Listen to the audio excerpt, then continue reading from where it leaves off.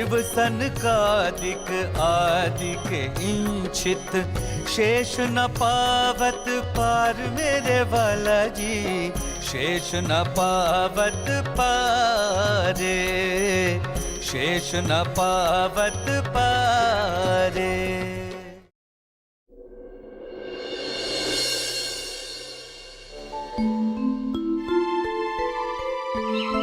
मैं कौन हूँ? कहाँ से आया हूँ? मेरा निज स्वरूप क्या है? सच्चिदानंद परब्रह्म कहाँ हैं? कैसा स्वरूप है उनका? और उन्हें पाने का वास्तविक मार्ग क्या है? तारतम ज्ञान के अखंड प्रकाश में इन प्रश्नों का अनायास ही समाधान प्राप्त हो जाता है। लहराते हुए महासागर की अथाह जलराशि में जिस प्रकार असंख्य बुलबुले पैदा होते हैं और तत्क्षण उसी में लीन हो जाते हैं, उसी प्रकार महामाया से असंख्य लोग पल पल में प्रकट होते हैं और उसी की गोद में समाप्त हो जाते हैं। और इसी महाशून्य में प्रकट होता है आदि नारायण का स्वरूप, जो अक्षर ब्रह्म का स्वाप्निक मन होता है। संपूर्ण सृष्टि का संचालक यही है। इसी की चेतना का प्रतिभास सभी प्राणियों के रूप में दृष्टिगोचर होता है। संसार के अधिकांश मनुष्यों का प्रायः यही आराध्य देव है और इससे परे ये योग माया का अखंड मंडल है, जहां अक्षर ब्रह्म अपनी अखंड एवं चैतन्य प्रकृति के साथ क्रीड़ा करता है। ये अद्वैत भूमिका है। यहाँ के कण कण में चैतन्यता, अखंडता एवं ब्रह्म रूपता के दर्शन होते हैं। ये वेदों में चतुष्पाद विभूति के रूप में वर्णित हैं। भगवान शिव, महाविष्णु, संकादिक, शुकदेव आदि की ध्यान क्रीड़ा का यही स्थान है। किंतु इस योग माया मंडल से परे वो स्वलीला, अद्वैत, अनादि, अनंत परम धाम है।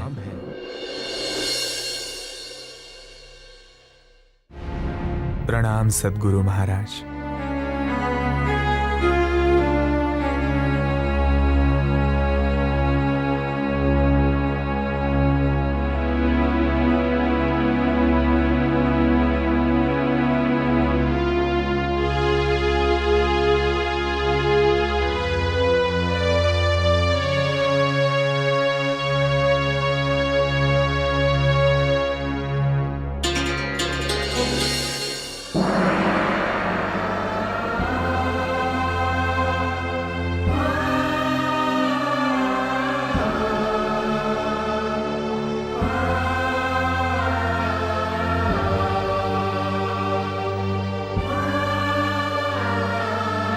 प्रणाम मंत्री महोदय।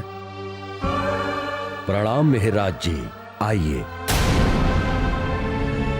आप जूनागढ़ से यहाँ कब पधारे? मैं आज ही यहाँ आया हूँ मंत्री महोदय।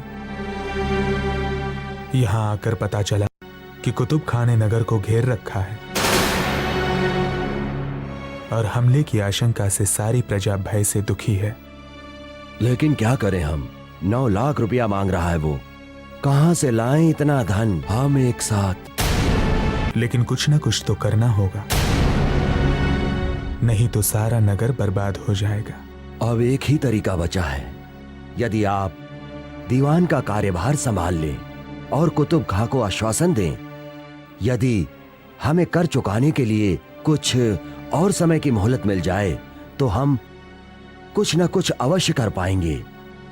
आपके विनती करने से शायद वो हमारी बात मान जाए। ठीक है, मैं दीवान का कार्यभार स्वीकार करता हूं। कहिए कब चलना है कुतुब खां के पास? हम कुतुब खां के पास कल ही चलेंगे। आप कल आ जाइएगा।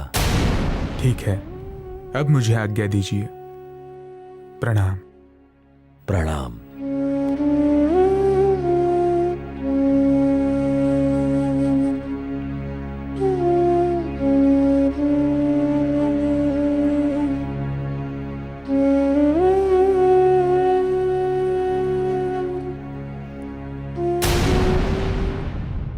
इस प्रकार श्री प्राणनाथ जी ने संवत 1720 में सुंदर साथ एवं प्रजा के हित में पुनः जामनगर के दीवान का पद ग्रहण किया और मंत्री के साथ कुतुब खां से मिलने चले गए। प्राणनाथ जी ने कुतुब खां को इस बात का भरोसा दिलाया कि 1 साल के अंदर सारा बकाया राज्य कर चुका दिया जाएगा।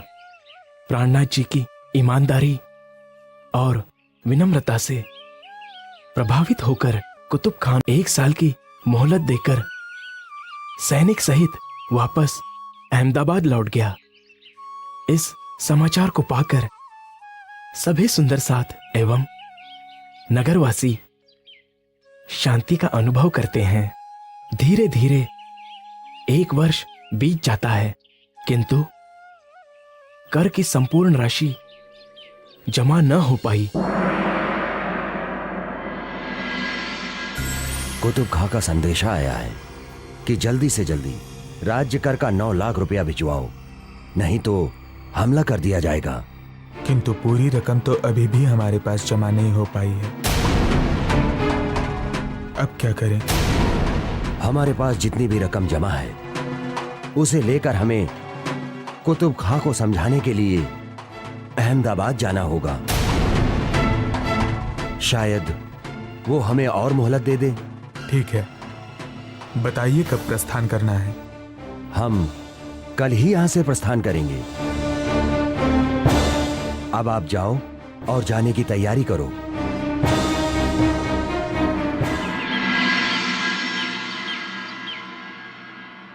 सभी धर्म ग्रंथों में 3 प्रकार की सृष्टि का वर्णन आया है। जीव सृष्टि, ईश्वरी सृष्टि और ब्रह्म सृष्टि। इन्हीं को कहीं जीव, हंस और परमहंस भी लिखा है और कहीं आम, खास और खासल खास भी लिखा है। हे प्राणनाथ जी, कृपा करके विस्तार से समझाइए, ये 3 सृष्टि किसे कहते हैं? जीव सृष्टि आदि नारायण के अंश रूप हैं। ईश्वरी सृष्टि अक्षर ब्रह्म की सूरताएं हैं और ब्रह्म सृष्टि अक्षरातीत पर ब्रह्म की आनंद रूपी सागर की लहरें हैं। वे परमधाम से आई हैं और जीव के ऊपर बैठकर मायावी खेल देख रही हैं। हे प्राणनाथ जी, इनमें से कौन सी सृष्टि सर्वश्रेष्ठ है और इनकी क्या महिमा है? इनमें से निसंदेह ब्रह्म सृष्टि ही श्रेष्ठ है, क्योंकि ब्रह्म सृष्टि को ब्रह्म के समान कहा गया है। उन्हीं के लिए इस क्षर जगत की रचना हुई है। समस्त धर्म ग्रंथ भी उन्हीं के लिए आए हैं। वे ही सारे जगत को एक परब्रह्म अक्षरातीत की पहचान कराएंगे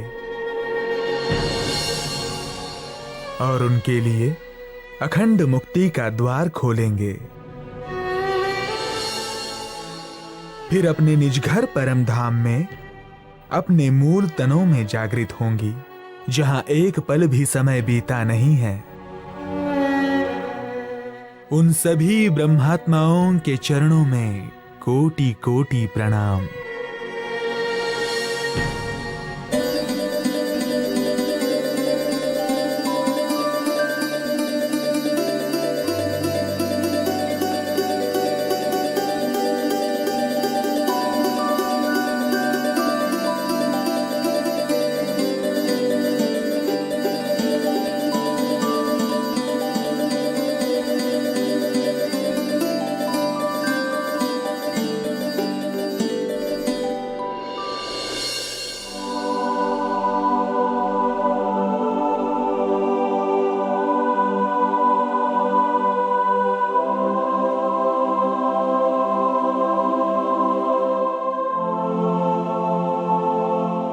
तेज कुंवरी, मैं आज जागनी कार्य के लिए अहमदाबाद जा रहा हूं। सभी ब्रह्मात्माएं इस संसार में विभिन्न स्थानों में प्रकट हुई हैं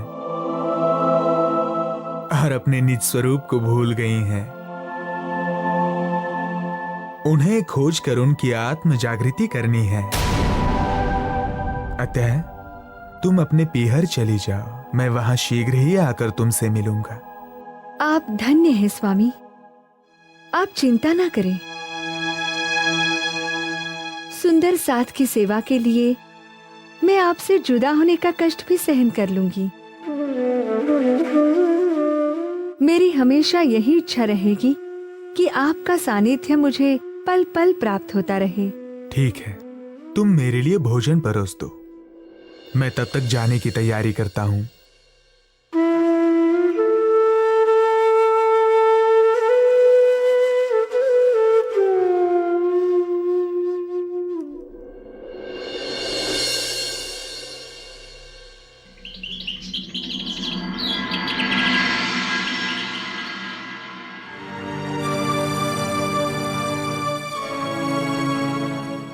आदाब हुजूर आला, आपकी खिदमत में जामनगर के मंत्री और दीवान पेश होना चाहते हैं।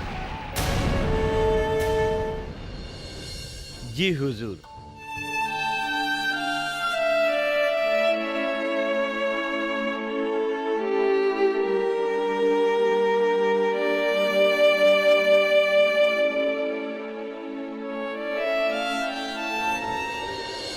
हुजूर की खिदमत में सलाम पेश करता हूँ। खुदा आपको सलामत रखे।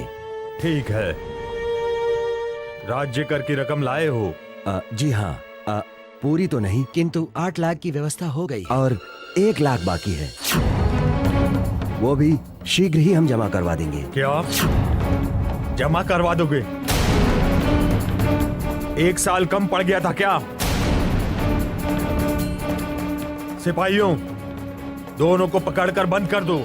विश्वास कीजिए जनाबे आली, हमें आप थोड़ा सा समय और दे दीजिए। बाकी का 1 लाख हम जमा करवा देंगे।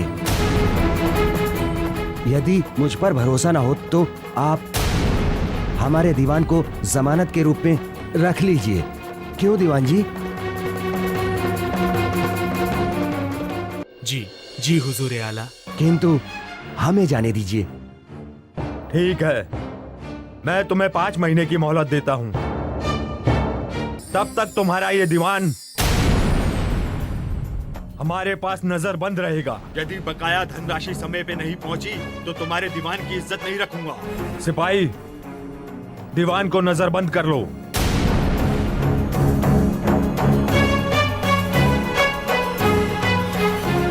जिस तन में परब्रह्म का आवेश स्वरूप विराजमान हो, उन्हें वैसे भी क्या संकट हो सकता है। किंतु इस मायावी खेल में ब्रह्म सृष्टियों को त्याग और समर्पण की कसौटियों पर कसा जा रहा है। 5 महीने में भी जब मंत्री ने बकाया राज्य कर जमा नहीं करवाया, तब कुतुब खां बहुत क्रोधित हुआ। तब श्रद्धा, सेवा और समर्पण के प्रतिमूर्ति कांजी भाई श्री प्राणनाथ जी को ढूंढते हुए धोराजी गांव में तेज कुंवरी जी के पास पहुंचे।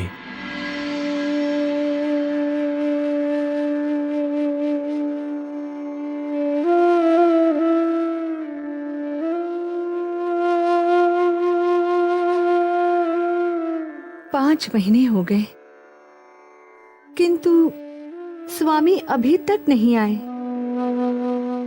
पता नहीं कहाँ हैं। कहीं वे किसी मुसीबत में तो नहीं फंस गए हैं।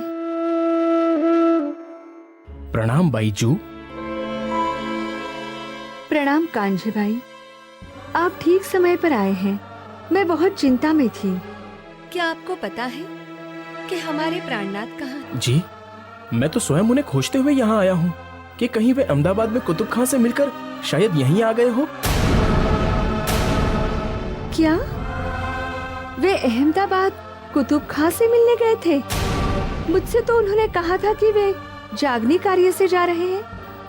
इसका मतलब उन्होंने सबसे सत्य छुपाया और सुंदर साथ का सारा कष्ट स्वयं पर ले लिया। मुझे तो बहुत चिंता हो रही है कांजी भाई। आप तुरंत अहमदाबाद जाइए और उनका पता कीजिए। यदि प्राणनाथ जी यहाँ भी नहीं है तो इसका मतलब कुतुब खान ने उन्हें कहीं नजरबंद तो नहीं कर लिया। तभी तो उनके विषय में किसी को भी कोई जानकारी नहीं है। लेकिन आप चिंता न करें, मैं अभी अहमदाबाद के लिए प्रस्थान करता हूं और धनी ने चाहा तो मैं उन्हें वहां से किसी भी तरह से ढूंढ निकालूंगा, चाहे मेरी जान क्यों ना चली जाए। बस आप इतना कीजिए कि अपने कुछ वस्त्र मुझे दे दीजिए। आप मेरे वस्त्रों का क्या करेंगे? समय आने पर आपको सब पता चल जाएगा।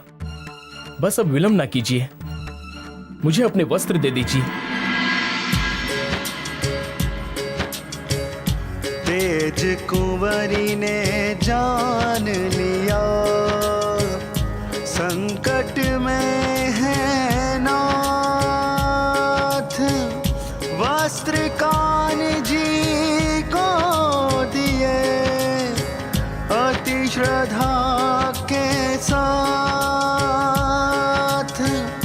मन ही मन में आज निज प्रभु को नवाए शीश। दिया कान जी को सफल होने का आशीष, सफल होने का आशीष।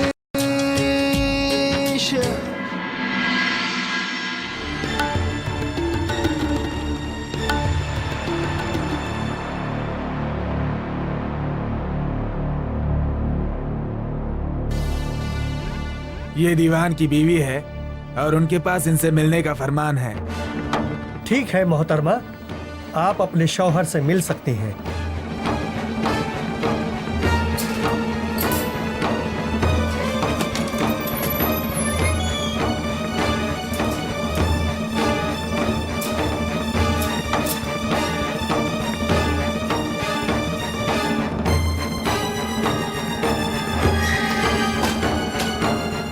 चलो हम बाहर चलते हैं।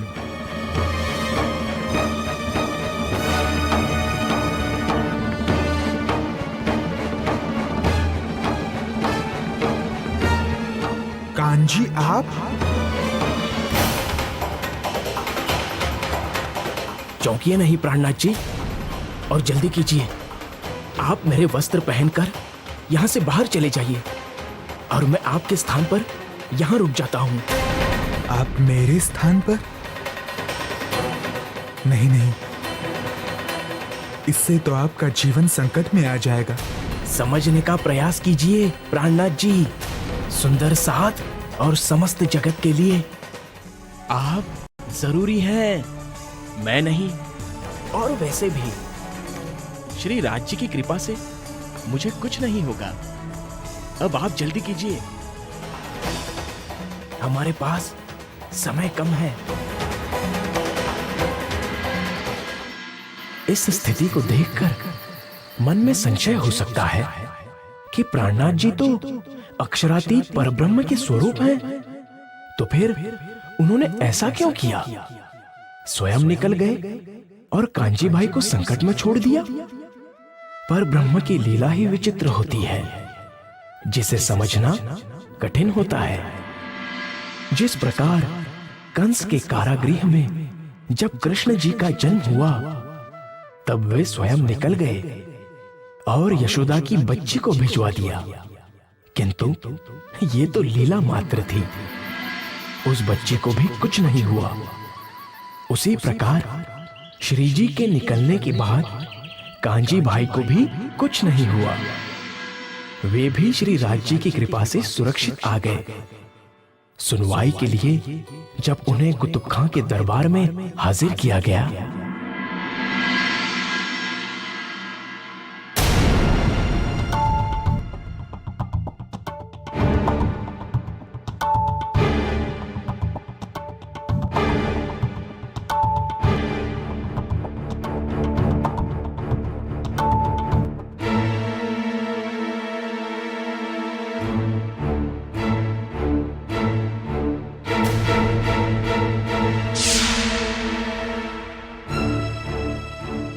ये किसे पकड़ लाए तुम लोग? दीवान कहाँ है? हुजूर आला, जब हम दीवान को लेने कारागार में गए तो वहां हमें यही मिले। वहां हमने पहरेदारों से पूछा तो उन्हें भी कुछ मालूम नहीं था।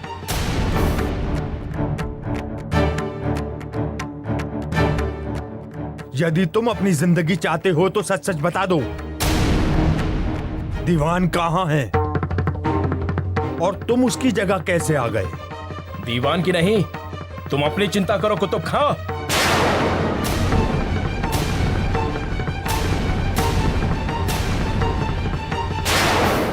कज़ा के दिन तुम्हारा क्या हाल होगा?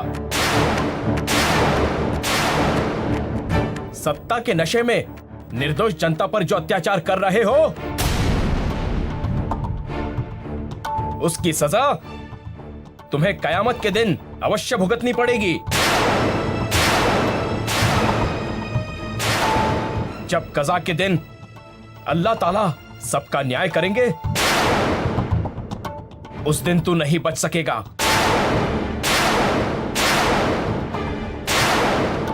तुझे दो जख्म में जलना पड़ेगा। किसी भी कीमत पर तुझे गुनाहों की माफी नहीं मिलेगी। एक का 100 गुना हिसाब देना पड़ेगा।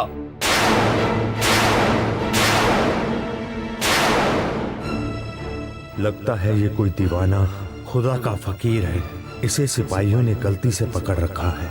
यदि इसे हमने सजा दे दी तो इसकी बद्दुआ से हमारा नाश हो जाएगा।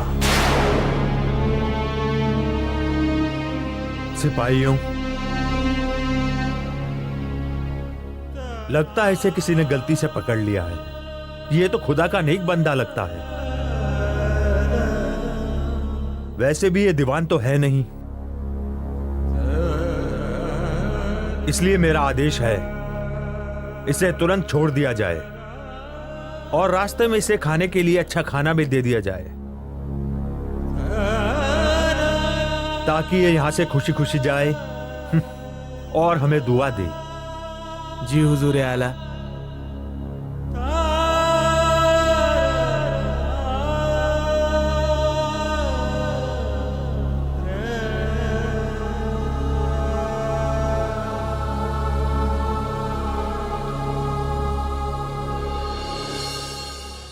कहा भी गया है, धर्म रक्षति रक्षतः, अर्थात जो धर्म की रक्षा करता है, धर्म उसकी रक्षा करता है।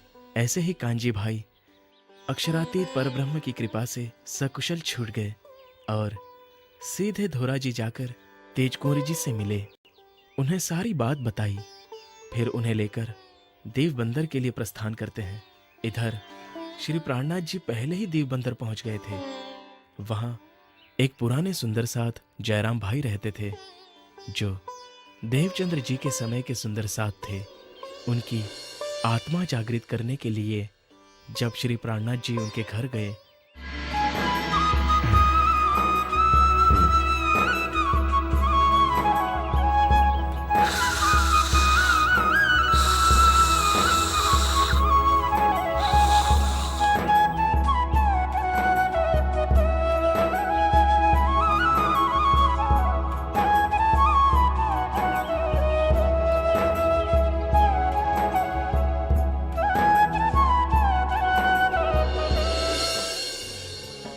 प्रणाम मिहिर जी। प्रणाम। प्रणाम। आपको देखकर खुशी हुई। आइए बैठिए।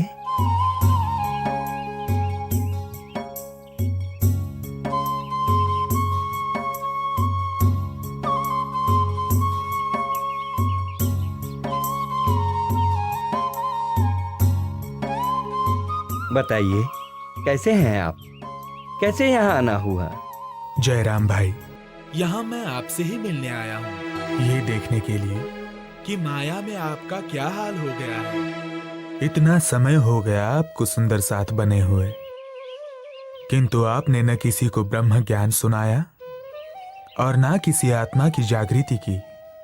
यहाँ तक कि सद्गुरु श्री देवचंद्र जी के धाम गमन के समय भी आप नौतनपुरी नहीं आए। आप इस माया की दुनिया में इतना रल गए हैं कि ये संसार ही आपको सच लगने लगा है। परम धाम की ब्रह्म सृष्टि होने के बावजूद आप निज घर को पूरी तरह भुला चुके हैं। मृत्यु का कोई भरोसा नहीं कि वो कब आ जाए, और आप वृद्धावस्था आने पर भी बर्तन बनाने के काम में लगे हुए हैं। आज तक दुनिया में किसी को भी इंद्रियों के भोगों से तृप्ति नहीं मिल सकी है। आपके दिल में तो दिन रात धाम धनी और निज घर की यादें बसी होनी चाहिए। ये तो बताओ कि इस बुढ़ापे में कब तक आप कांसे के बर्तन बनाते रहेंगे? अरे ये तो सोचो कि जिंदगी में कितने दिन बाकी हैं।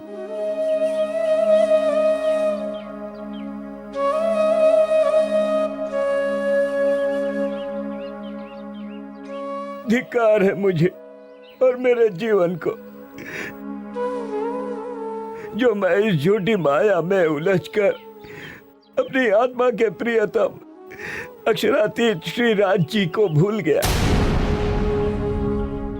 ये तो राज जी की बड़ी कृपा हुई जो मेरी आत्म जागृति के लिए आपको यहाँ भेज दिया। निश्चित रूप से वे धाम धनी हमारे प्राणों के नाथ आपके हृदय धाम में विराजमान है।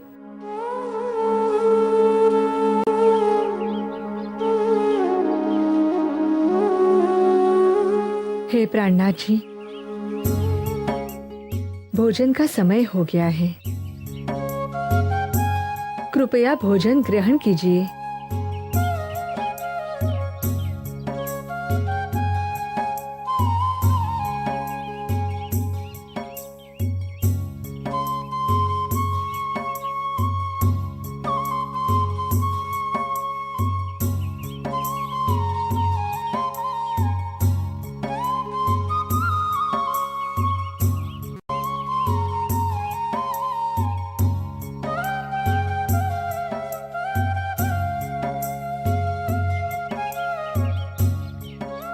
प्राणनाथ जी, अब आप थोड़ा विश्राम कर लीजिए। यात्रा से बहुत थक गए होंगे। हम यहाँ विश्राम करने नहीं आए हैं, बल्कि सभी आत्माओं को जगाने आए हैं। आसपास के सभी सत्संगी बंधुओं को एकत्रित करो ताकि ब्रह्म ज्ञान के श्रवण से उनका आत्मकल्याण हो सके। जैसी आपकी आज्ञा प्राणनाथ जी। आओ, हम लोग सब ग्रामवासियों को आमंत्रित करके आते हैं।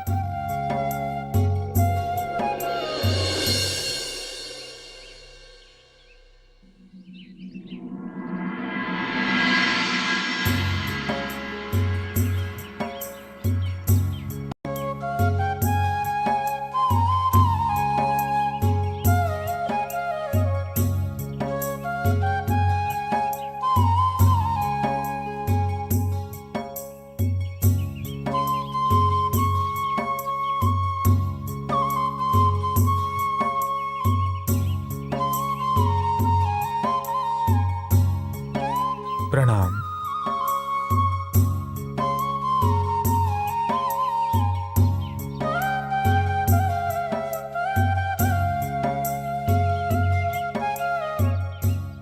ये मनुष्य जीवन बहुत अनमोल है। 84 लाख योनियों में भ्रमण करने के बाद बहुत मुश्किल से हमें इसलिए मिला है कि हम अपने आत्म स्वरूप की और आत्मा के प्रियतम परब्रह्म अक्षरातीत की पहचान कर सकें।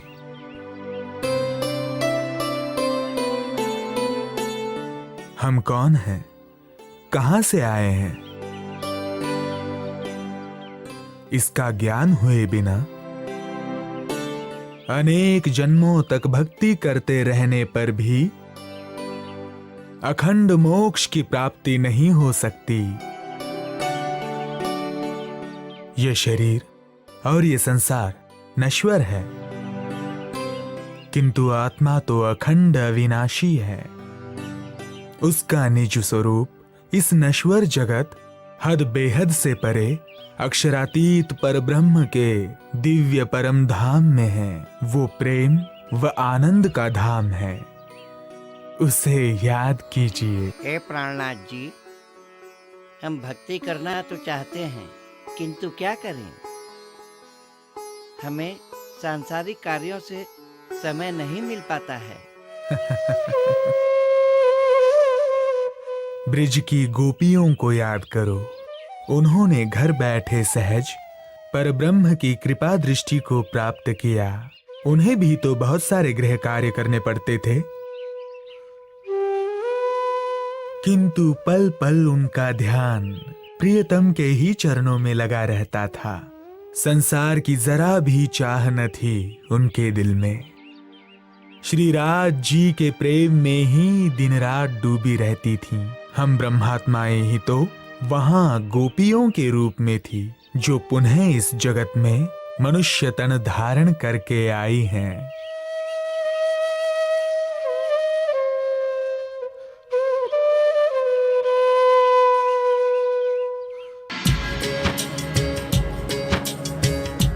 माया मद के मोह में खोए थे जो लोग, दूर प्रभु ने कर दिया उनके मन का रोग। आत्म जागृति पा गए सत्संगी जय राम। प्रभु कृपा से फिर उन्हें मिली भक्ति निष्काम, मिली भक्ति निष्काम। इसी बीच धोरा जी से भाई जुराज जी और कांची भाई भी यहीं देवबंदर आ जाते हैं। देवबंदर में श्री प्राणनाथ जी की अलौकिक चर्चा से श्रोताओं की भीड़ बढ़ने लगी। जयराम भाई के पूरे परिवार सहित सैकड़ों लोगों ने प्राणनाथ जी से तारतम ज्ञान ग्रहण किया और उनके चरणों में स्वयं को समर्पित किया। यह देखकर नगर के अन्य कथावाचकों में हलचल मचने लगी।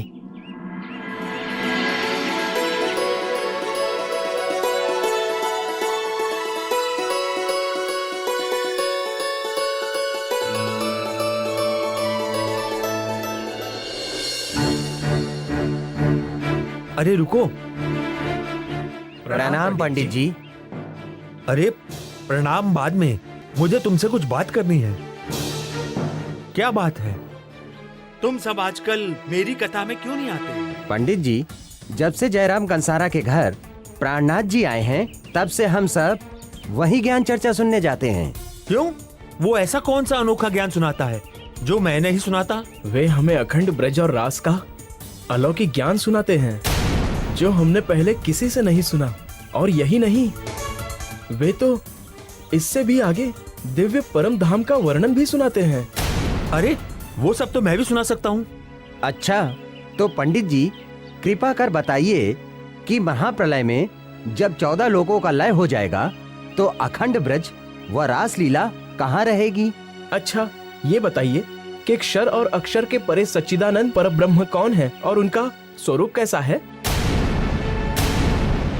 इस संपूर्ण दृश्यमान क्षर जगत से परे बेहद मंडल है, जहां आज भी श्री कृष्ण जी की ब्रज एवं रास लीलाएं अखंड रूप से चल रही है। और इस बेहद मंडल से भी परे अक्षरातीत परब्रह्म का दिव्य परम धाम है। अब आप जान गए कि वो कैसा अनोखा ज्ञान सुनाते हैं। मेरी मानिए तो आप भी हमारे साथ प्राणनाथ जी की ज्ञान चर्चा में चलिए और ब्रह्म ज्ञान श्रवण कर अपना कल्याण कीजिए। जाओ जाओ।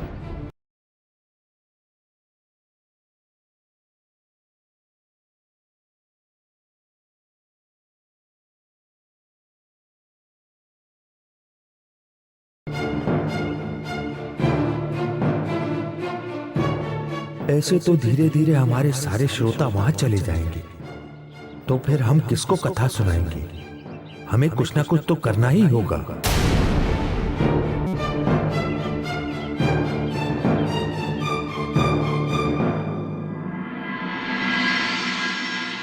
भाई, हम तुम्हारे पास बड़ी आस लेकर आए हैं। तुम्हारा फिरंगी बादशाह के दरबार में आना जाना रहता है, इसलिए हमारी मदद तुम ही कर सकते हो। अरे भाई, मैं यहाँ कोई समाज सेवा करने नहीं आया हूँ जो मुफ्त में सबकी मदद करता फिरूं। यहाँ तो हर चीज के दाम लगते हैं, दाम। इसलिए पहले दाम बोलो, फिर काम बताओ। उसके बाद मैं तय करूंगा कि ये काम करूंगा या नहीं। ये रही काम की पेशगी। तुम बस एक बार हमारी बात बादशाह तक पहुंचा दो, हम तुम्हें माला माल कर देंगे। ये हुई ना बात। अब बताओ, बादशाह से क्या कहना है? तुम बादशाह से जाकर कहो कि प्राणनाथ नाम का एक महात्मा आपके नगर में आया है, जो सभी देवी देवताओं की निंदा कर रहा है। वो सभी नगरवासियों को भ्रमित कर रहा है, इसलिए उसके खिलाफ सख्त कार्रवाई करें। बस इतनी सी बात? ये तो मेरे बाएं हाथ का खेल है। आखिर मैं बादशाह का खास आदमी हूँ। मैं बादशाह के ऐसे कान भरूंगा कि उस प्राणनाथ को यहाँ से 9-2-11 कर देंगे।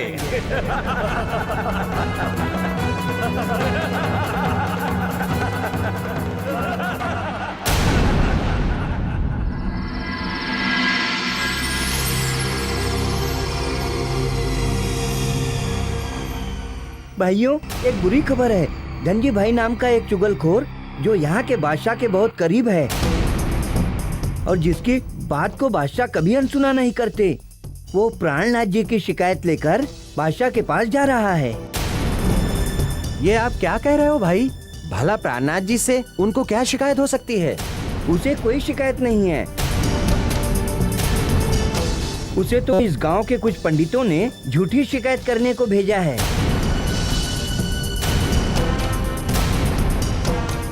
क्योंकि प्राणनाथ जी के यहाँ आने से हम लोग उनकी कथा सुनने नहीं जाते हैं। यदि ऐसा हुआ तो समझो उनके साथ साथ हम सबकी भी शामत आ जाएगी। हम सबको बादशाह का बहुत जुल्म सहना पड़ेगा। नहीं नहीं, मैं तो बाल बच्चे वाला हूँ, मैं इन विवादों में नहीं पड़ना चाहता। मैं तो कह दूंगा कि मैं कभी भी जयराम कंसारा के वहाँ कथा सुनने गया ही नहीं। मैं तो दूसरे गांव चला जाऊंगा, अभी इसी समय। चलो चलो। हाँ हाँ।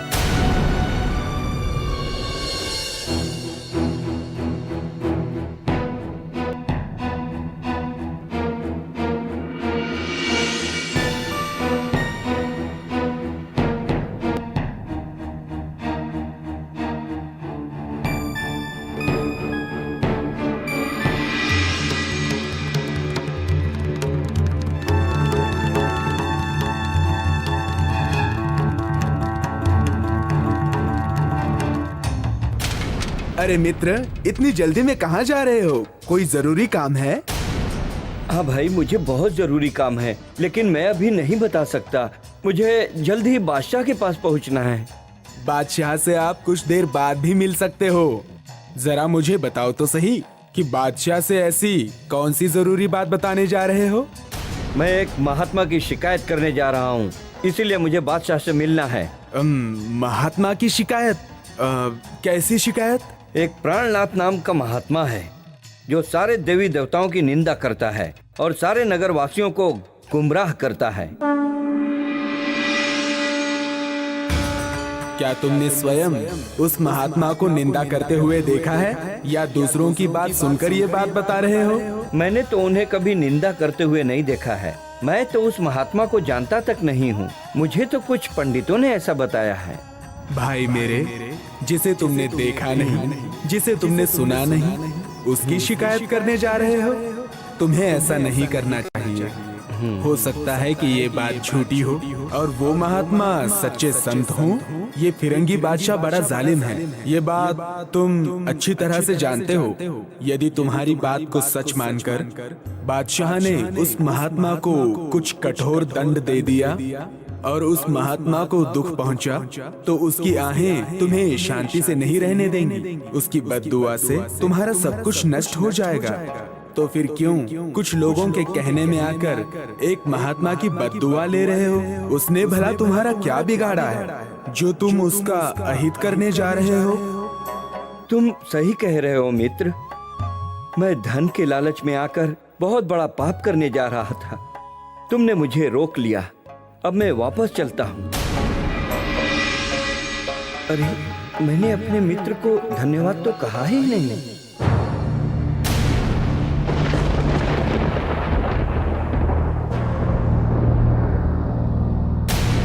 अरे, वो इतनी जल्दी कहाँ चला गया? कुछ समझ में नहीं आ रहा है।